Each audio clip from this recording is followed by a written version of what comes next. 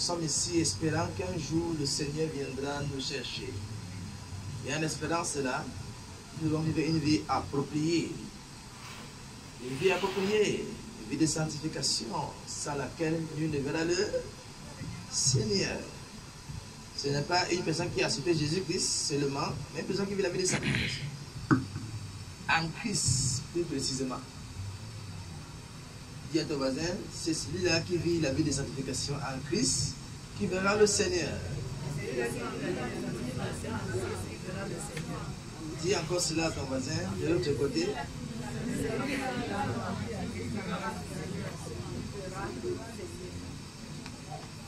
Alors, est-ce que tu veux voir le Seigneur? Nous allons lire une portion de l'Écriture. Je crois que nous avons lu ça une fois.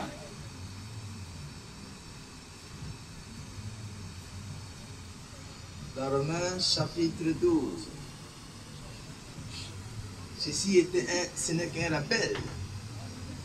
Je veux juste te rappeler, pendant que nous cherchons le bien de ce monde, ce n'est pas mauvais. Pendant que nous cherchons l'argent, nous cherchons le bonheur, c'est normal en tant qu'être humain. Mais rappelons-nous que nous sommes des passagers sur terre. Nous sommes des étrangers sur cette terre. Et à cause de cela, nous sommes appelés à tenir compte du jour de notre départ. Je ne serai pas long. Ne me comprenez pas ce jour aux autres jours. Donc je serai très bref. Dans Romains chapitre 12.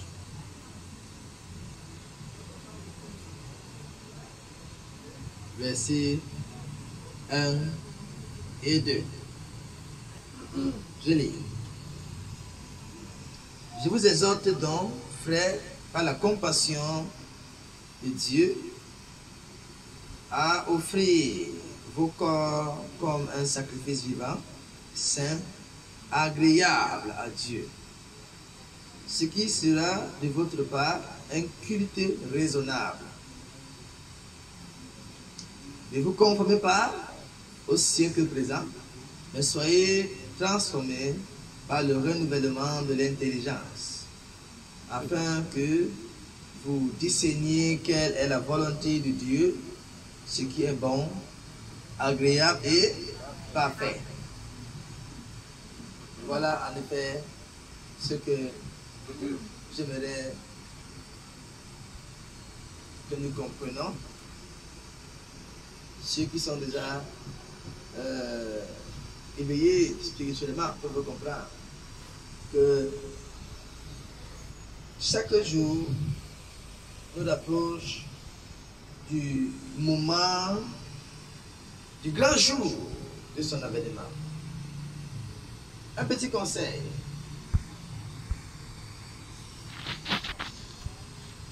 Refuse le christianisme de ce siècle-ci. Le christianisme de ce siècle est un christianisme opportuniste. C'est un christianisme qui est basé sur ce qu'on reçoit de Dieu. Parce que plus le monde se modernise, plus il y a de bonnes choses qui sont créées. Il y a de nouvelles inversions. La pierre a écrasé autrefois n'est plus la même chose aujourd'hui. Cela donne envie d'en avoir. De nos jours, celui qui marche à pied, mais qui mange et dort en paix ou quelque part, n'est pas satisfait au point de vivre le contentement. Je vais aussi dire, pourtant, nos pères d'avant Aussi longtemps qu'il y avait de quoi manger, pouvaient se contenter de ce qu'ils ont mangé et vivre. Que ce que tu n'as pas ne te frustre pas. Je dis encore, ne sois pas frustré parce que tu n'as pas. Notez bien, entre avant et maintenant, vous notez que Dieu exauçait beaucoup les prières de nos pères. Que notre siècle-ci, il exauce moins de sujets. Parce que ce que nos pères voulaient, c'est Dieu. Mais notre siècle-ci, ce que nous voulons, c'est Dieu à cause de l'argent. C'est Dieu à cause de ce qu'il peut nous donner. Et pourtant, nos pères voulaient tout simplement Dieu à cause de son amour. Il m'aima le premier. Voilà pourquoi je l'aime. Il m'aime. Je lui montre mon amour parce qu'il m'aime. C'était ça le christianisme. Vivre la vie de Dieu. Parce que d'abord tu vois que ne pas voler, ne pas mentir, ne pas insulter, ne pas forniquer, toutes ces choses-là, c'est bien pour toi. T'abstenir de tous ces mauvais actes, non seulement davantage, mais aussi cela fait du bien à ton voisin. Imagine-toi surpris en pleine fornication, surpris en plein bagarre, surpris en plein vol. N'est-ce pas si bizarre en tant qu'être humain? Ce sont les mêmes choses que Dieu refuse. Ce sont les mêmes choses que Dieu condamne. Le christianisme, c'est tout simplement vivre la vie de Jésus-Christ. Que savez-vous du christianisme? Ou bien que croyez-vous qui était le christianisme? C'est tout simplement ça le christianisme pour toi.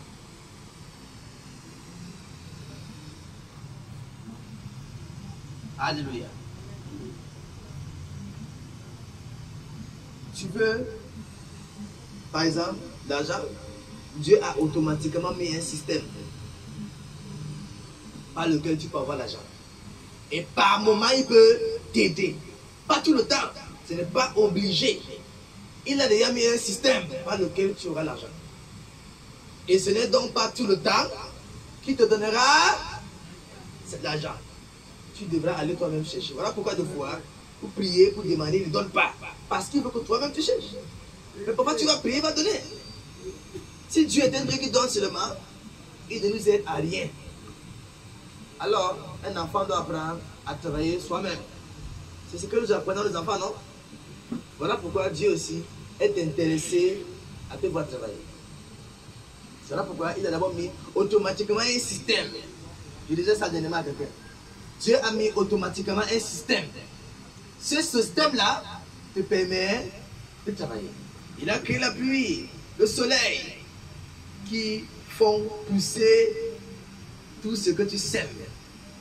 Il a créé l'homme comme toi. Aussi longtemps que je trouve que ce que tu fais peut m'aider, ou bien tu es capable de m'aider dans mon business, on marche ensemble. Aussi longtemps je peux venir proposer ma marchandise ici et ça passe, alors je ne resterai pas à attendre Dieu sur ce que je peux faire.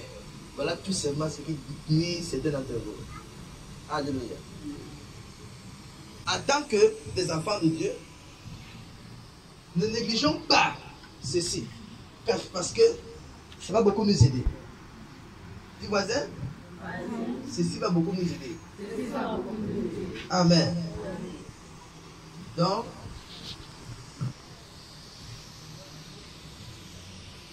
ta décision de servir Dieu doit être à cause de l'amour. Je suis reconnaissant pour les bonnes choses que Dieu fait pour moi. Je suis reconnaissant pour l'amour qu'il me donne. Il veut dire reconnaissant pour l'esprit qui les os. Mais je l'aime parce qu'il m'aime. Alléluia. Sois reconnaissant. C'est naturel entre nous les hommes, non? Hein? Je suis reconnaissant pour ce que tu fais dans ma vie. Mais je t'aime parce que tu m'aimes. Je ne parle pas de l'amour fraternel, l'amour amical, mais l'amour sentimental. Alléluia. Tu aimes ton partenaire parce que ton partenaire, si ton partenaire ne t'aime pas, ta part d'amour aussi finit. Ça va finir, non? Hein? Si ton amour est basé sur ce que tu reçois de ton partenaire, quand ça ne sera plus là, tu vas regarder. Et quiconque regarde, il faut déjà savoir que la personne, l'amour de la personne est basé sur ce qu'il reçoit et non sur l'amour de Dieu. Puisque Dieu ne cessera jamais de t'aimer, alors voilà pourquoi tu ne vas jamais regarder si tu l'avais aimé à cause de l'amour qu'il a pour toi. Il m'aime, je ne sais pourquoi. Il m'aime, je ne sais pourquoi. Sur la croix du Calvaire, il mourut pour moi. Il m'aime, je ne sais pourquoi. Jésus m'aime, il m'aime, je ne sais pourquoi. Il m'aime, je ne sais pourquoi. Sur la croix du Calvaire, il mourut pour moi. Il m'aime, je ne sais pourquoi. Jusqu'à présent, on ne sait pas pourquoi Dieu nous aime. Parce que nous ne méritons pas. Il y a des fois, je te pose la question, qu'est-ce que j'ai fait pour être aimé comme ça, peut-être par telle personne ou par autre personne? Tu vois que, regardant d'abord, tu ne mérites pas cet amour-là. Vu des choses que tu as fait, vu la mauvaise personne que tu étais ou que tu es, mais c'est à cause de son amour. Voilà pourquoi offrons-nous à Dieu comme un sacrifice vivant. Voilà pourquoi présentons à Dieu nos louanges d'une manière sacrificielle. Présentons à Dieu. Beaucoup donnent à Dieu et reprennent. Donne-toi étant pur au Seigneur. Alléluia. Sois à son service. Le premier chapitre, le premier verset voudrait tout simplement nous exhorter d'être devant Dieu étant pieux. Quand tu viens à lui, nous venons d'abord tel que nous sommes, mais restons en lui étant un vivant sacrifice. C'est-à-dire une personne qui est prête à tout faire pour plaire au Seigneur. Voilà pourquoi on dit un sacrifice vivant.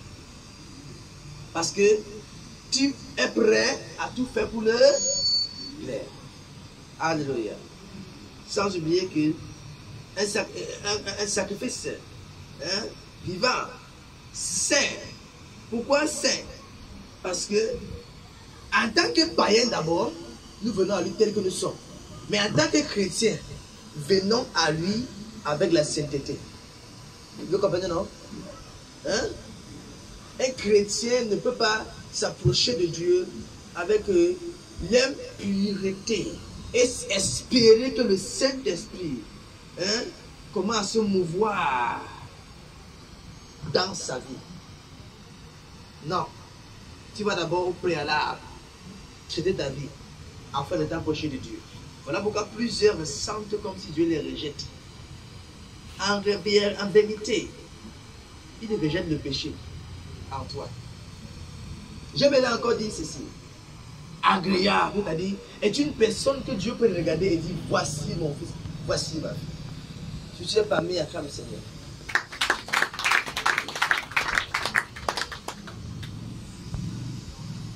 Agréable devant Dieu. Est-ce que beaucoup ont loué, adoré, mais est-ce que Dieu a vraiment reçu? Est-ce que Dieu a vraiment reçu? C'est une question à poser. Ne serait pas long. Ne serait pas long. Le verset 2 nous fait comprendre que nous ne devons pas nous conformer au siècle présent. C'est-à-dire que nous devons vivre une vie de Dieu, pas imitant le monde. C'est le monde qui doit nous imiter. Hein? C'est les illettrés qui imitent les lettrés.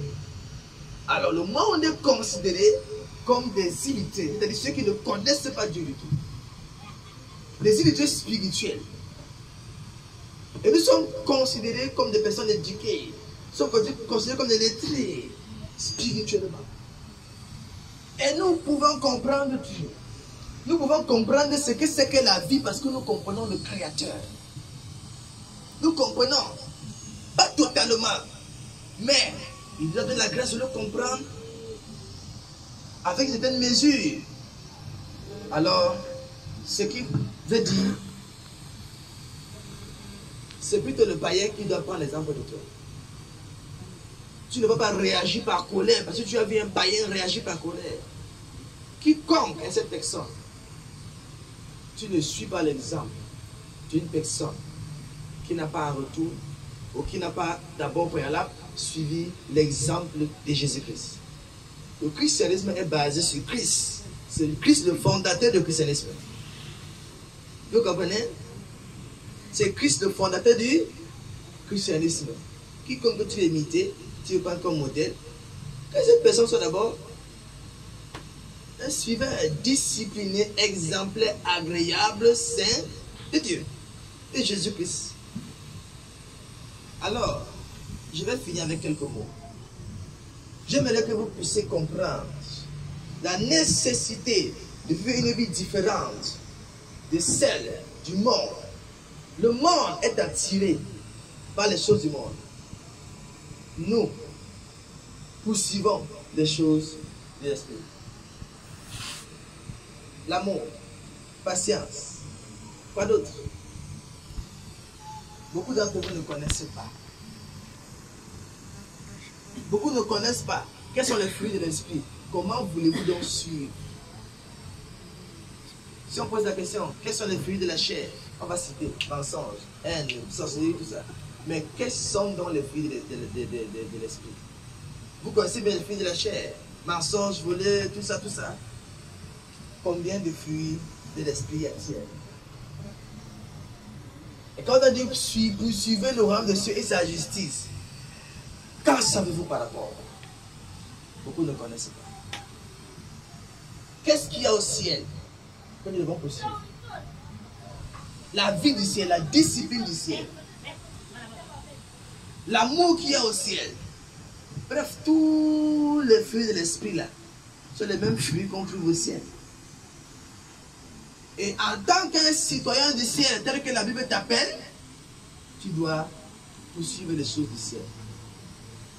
Vivre avec les choses du monde et ne pas les poursuivre. Car les poursuivre, c'est aller après eux en laissant quelque chose derrière. Dieu est comme ça et les choses de ce monde sont comme ça. Alléluia. Quand on parle de monde, il y a deux types de monde. Les choses du monde, par exemple, ces choses matérielles. Vous comprenez? Maintenant, il y a d'autres types de monde qui est le fonctionnement, le raisonnement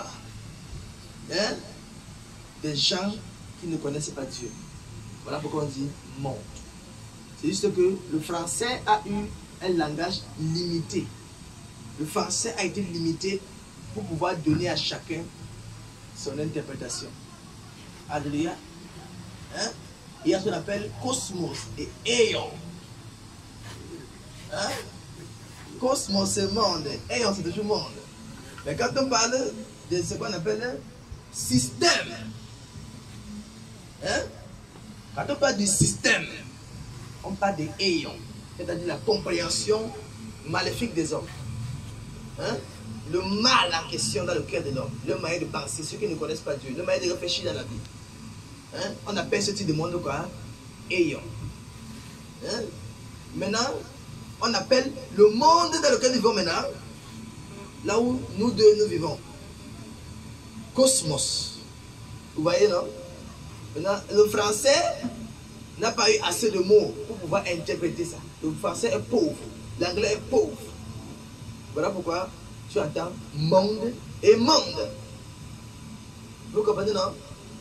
Quand tu ne suis pas les choses du monde, c'est-à-dire que ne courez pas après ces biens matériels.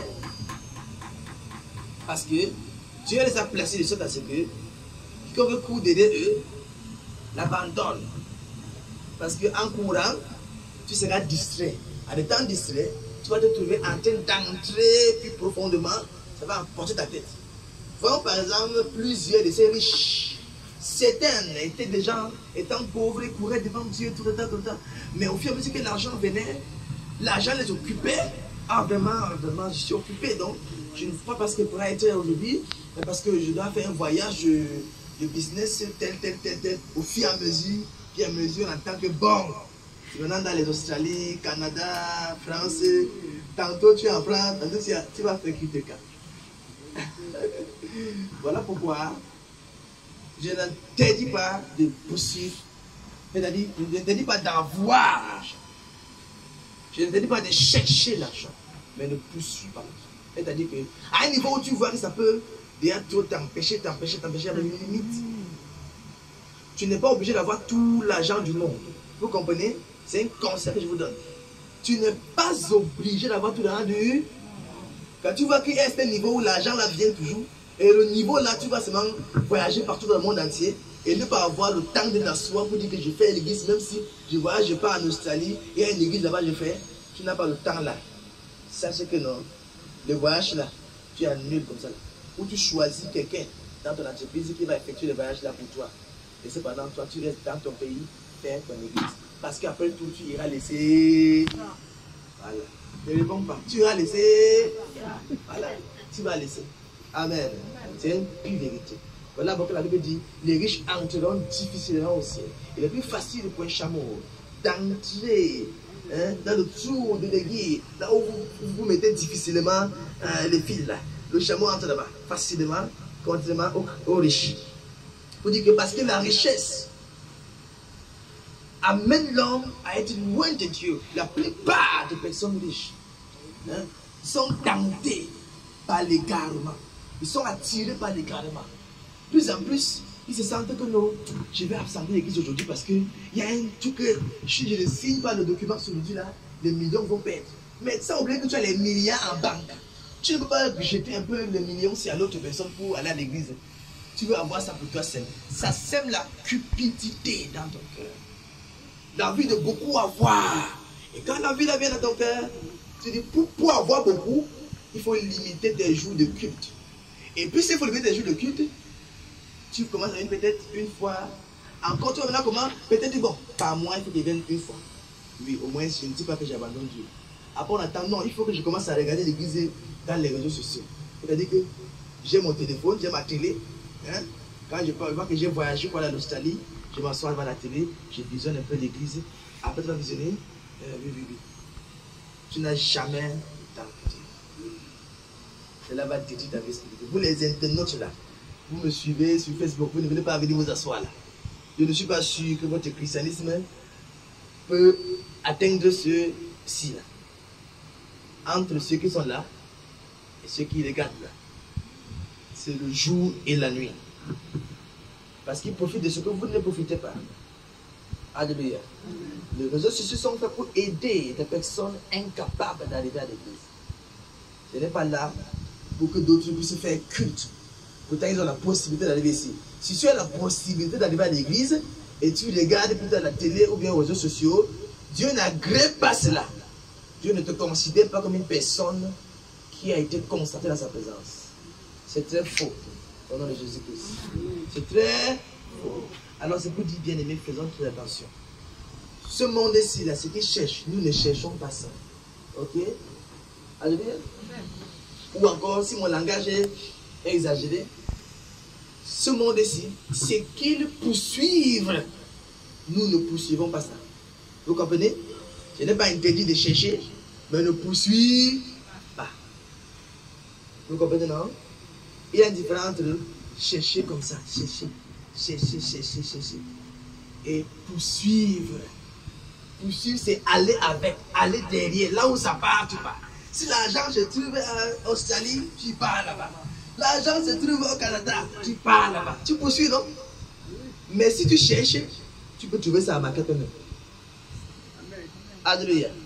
Cherche ça à Market et viens à ton église. C'est simple.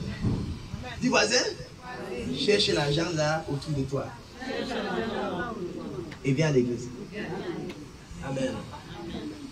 Pour clôturer, je sais que j'ai percé votre temps. Pour clôturer, je vais dire ceci. Nous devons comprendre que il est l'heure d'être soit chrétien ou de ne pas être chrétien. Je veux dire que celui qui est souillé se souille encore. Celui qui est injuste soit continue encore dans son injustice. Mais que celui qui est pur se purifie encore. Il est l'heure que le Seigneur revient. Alléluia. Je vais lire et puis clôturer. Je vais lire, je ne commenterai pas dessus. Je vais lire. J'espère que tout le monde a l'entendement pour comprendre. Écoutez bien. Apocalypse chapitre 22, à partir du verset 10. Jusqu'à là, nous allons nous arrêter. Il est écrit. Et il me dit, ne scelle point les paroles de la prophétie de ce livre, car le temps est proche. Que celui qui est injuste soit encore injuste. Que celui qui est souillé se souille encore. Et que le juste pratique encore la justice. Et que celui qui est saint se sanctifie encore. Voici, je viens bientôt. Et ma rétribution est avec moi. Pour rendre à chacun selon ce qu'est son œuvre. Alléluia. Allez à la maison, lisez la suite. C'est très important, c'est très important. Alléluia. Ce sont les dernières paroles que Jésus lui-même disait à Jean, son serviteur, qu'il écrivait ça. Amen. Que celui qui veut être chrétien soit chrétien. C'est maintenant, commence maintenant. Celui qui n'était pas sûr dans son christianisme là, il est l'heure que tu rentres dans le monde, t'épanouis bien, réjouis-toi bien dans le monde. Pour qu'en allant en fait, tu sais que non, je suis allé comme ça, je sais que non, je me suis quand même bien réjoui. Au lieu de faire chrétien païen, chrétien païen, chrétien païen, chrétien païen, et tu vas aller en enfer. Ça va te détruire. Jamais, jamais, jamais, ne sois pas caméléon. Jésus n'est pas cela. Mon frère, ma soeur, il faut changer. Jamais, oh. Jamais. Montez-le. Jamais, oh. Chante à haute voix. Dis à ton voisin. Chante à ton voisin. N'est pas cela. Regarde ton voisin face à face. Tu ne recevras pas un chiffre, ton voisin ne pourra pas te gifler. Alléluia. On ne gifle pas son prochain ici. Pas dans ce voisin-là. Jamais, jamais, jamais. Ne sois pas caméléon. Jésus n'aime pas cela. Mon frère, il faut changer. Le matin, tu pars à l'église. Et la nuit, c'est le bois de nuit. Jésus n'aime pas cela. Mon frère, ma soeur, il faut changer. Jamais, oh. Jamais, jamais, jamais. Jamais, oh. Jamais. Pas caméléon. Jésus n'aime pas. Jésus n'aime pas cela. Ma soeur, il faut changer. Aujourd'hui, tu écoutes ce message et ça fait tu veux devenir chrétien. Mais après, tu oublies ça. Ma soeur, il faut changer. Jamais, oh. Jamais, jamais, jamais. Quand ça entre, ça reste. Il ne faudrait que ça entre ici, ça soit là-bas. Jésus n'est pas cela. Mon frère, ma soeur, il faut changer. Apportez pour toi-même. Ce message, je vais ensuite dire, et le discernement, discerner ce que Dieu veut de vous, c'est ce que Dieu veut. Que vous vivez une vie de discernement. Qu'est-ce que Dieu veut de moi actuellement? Qu'est-ce que ce temps m'annonce? Quand il dit discerner, c'est quelle est la volonté de Dieu? Parce que Beaucoup ne connaissent pas le temps que nous vivons. Beaucoup voient les choses deviennent difficiles comme ça. Ils ne se réfèrent pas à la Bible qui dit les temps seront durs. Beaucoup voient comment il y a la famine partout. Ils ne se rappellent pas que la Bible dit que voici les signes. Il y aura la famine. Pourquoi ne comprenez-vous pas cela? Alléluia. Ça, c'est pas autant de dire, papa, comme tu ne me donnes pas l'argent, je ne vais pas chercher d'ailleurs. Non. Oh, ça veut dire qu'il vient déjà. Vraiment que je m'accroche encore de plus en... C'est ce que Dieu veut de toi et moi. Qu'est-ce qui est difficile à comprendre? Quand les temps sont difficiles, il faut comprendre. Quand le vent passe par-ci, par-là, il faut comprendre que ça annonce la pluie. Et il y a les signes annonciateurs. Les enfants sont rebelles à leurs parents. Hein? Ils sont rebelles à leurs parents.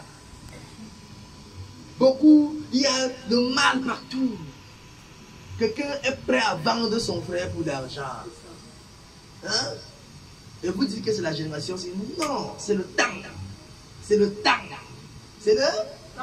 Le diable est en train de mobiliser des antichrists. Qui est l'antichrist? Ce n'est pas un esprit. Non. Ce sont ceux-là qui ne croient pas que Christ existe. Alors ils sont debout pour combattre l'existence de Christ. C'est eux qu'on appelle l'antichrist. Ils sont l'ensemble de l'antichrist. Vous comprenez?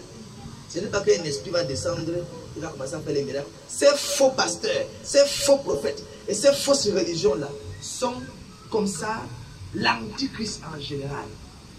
Ou ceux qui ne connaissent pas Jésus-Christ, qui ne croient même pas en lui, mais qui le combattent et qui détruisent sa réputation au sein de la société. Ceux-là sont ce qu'on appelle les antichrists. Méfie-toi au nom de Jésus-Christ. Que ce message donne le discernement que Dieu veut que tu aies. Au nom du Père, du Fils et du Saint-Esprit. Amen. Amen. Très bien. On va prier, mettons-nous debout.